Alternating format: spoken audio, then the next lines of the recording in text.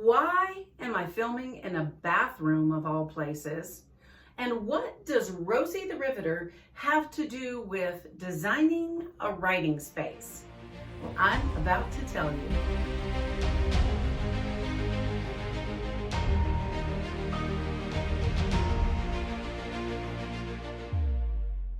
Well, hello and welcome back. I'm so glad you joined me today because today I'm gonna do a little dreaming. If we haven't met before, I am Denis'Thomas, and this is a channel all about writing in the margins of your life.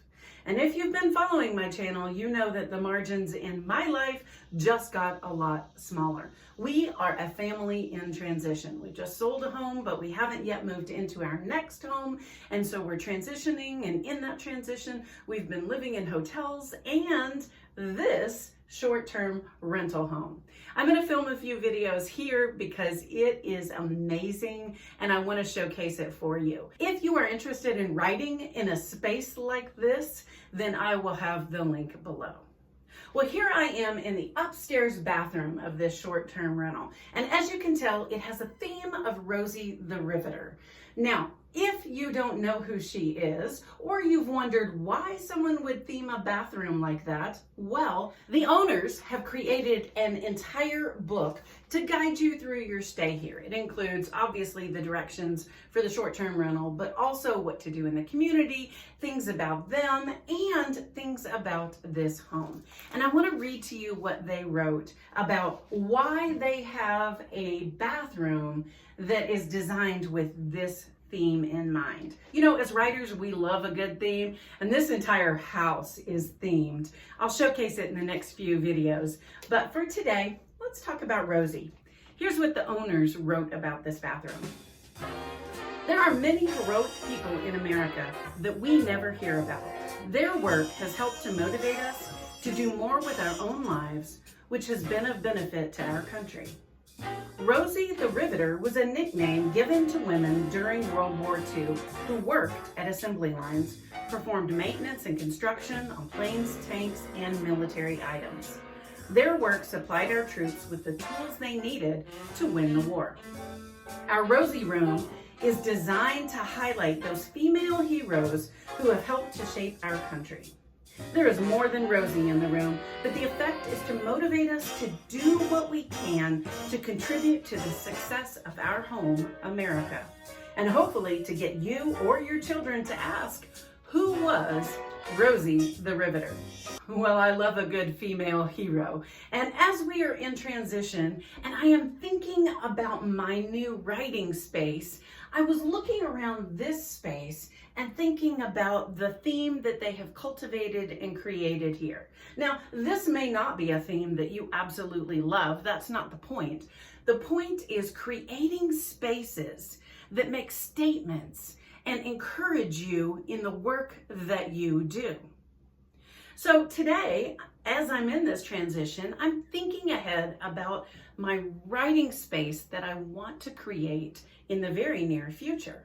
And so I'm going to invite you to do that as well.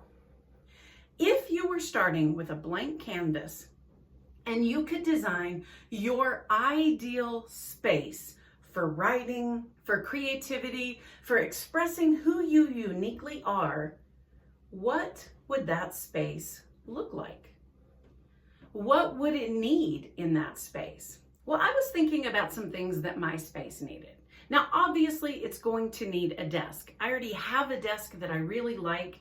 It is L-shaped and it goes up and down, which is important for filming these videos, but it also gives me options for sitting or standing when I'm writing. So I'm definitely going to keep that desk. I also need some shelves. I would like shelves that hold books, but also hold things that are important to me, things that are reminders to me in my writing, like turtles and bunnies. I mean, I'm obviously going to need a comfortable office chair. My previous one was not so comfortable, so perhaps that is something I'll want to replace. In my space, I also want a comfortable armchair, a space to write that isn't at my desk for more casual days, especially days when I'm not filming. That is a way that I really enjoy writing, so I want to keep that. I would like an interesting feature wall. I need it to reflect my personality and who I am as a writer in the space. I'd like the space to have some character, and of course, I really want it to have a nice, soft, cozy rug on the bottom. I love that with my bare feet touching that soft texture. That's valuable to me. You know, if you've watched my earlier videos, you saw my writer's loft.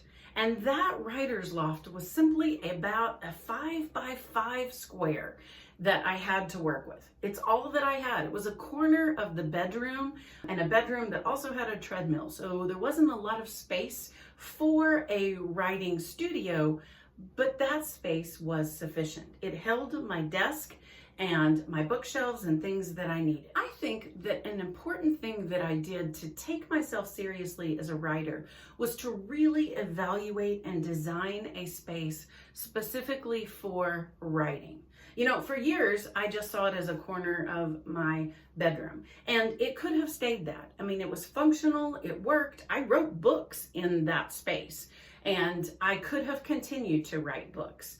But something shifted in my identity when I actually designed it to be a writer's loft. When I took the care and the thought, and I thought, you know, if I paint this wall and I put an image on this wall that reminds me of one of my favorite places, the beach, and reminds me that one of my dreams is to write at the beach, then this entire accent wall becomes a picture of a dream and a hope that I have for my writing. So when I decided that it was worth doing that, that I was worth doing that, I only spent about $75. I bought a can of paint, I bought a picture for the wall, I bought some bookshelves, and I bought a soft rug. And I made that space my writer's loft. So it doesn't have to be an expensive renovation, but what it does is it designates this is my space for writing. And my space for writing is so important to me that I'm willing to invest the thought and the creativity and maybe a little funding to make it a writing space. So at the beginning of the video, I ask you, what if you had a blank canvas for designing your writing space? Now, maybe you're not moving into a brand new space like I am, but maybe you have a little place that you have designated for writing, but you've never done much with it. What if you did? What if you invested in your identity as a writer, in who you are, in how you value yourself, and you said, this is going to be my writing space? What would it look like for you? I'd love to hear some of your ideas in the comments below. Have you thought about what colors you would use? Obviously, you know that I like blues, but I bet you have other colors that you like. What colors would you incorporate? What trinkets would be important for you? Are there books that you would put on your bookshelf that would be must-haves? Well, let me know, because I'd love some ideas for my own writing space. And if you want to see what my new writing space looks like, make sure that you have subscribed to the channel, because very soon I'll be showing you how that space transforms. Right, Rosie?